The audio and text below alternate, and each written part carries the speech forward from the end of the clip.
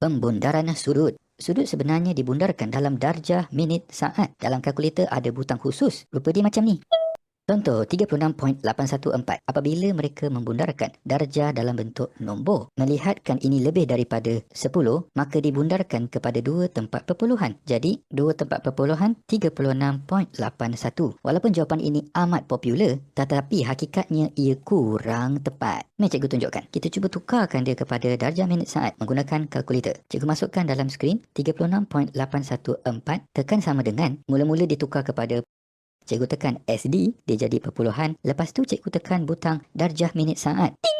Jawapan kalkulator ialah 36 darjah 48 minit 50.4 saat. Peraturan pembundaran berubah. Kita akan lihat nombor di belakang sekali, iaitu saat. Jika ia 30 ke atas, maka kita akan tambah 1 kepada minitnya, warna hijau. So dia jadi 36 darjah 49.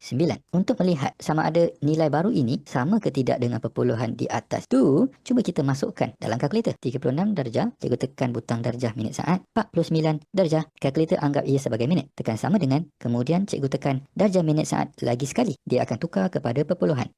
Perhatikan, jawapan kalkulator ialah 36.81666666. Ini akan jadi, lihat belakang, plus 1, 36.82.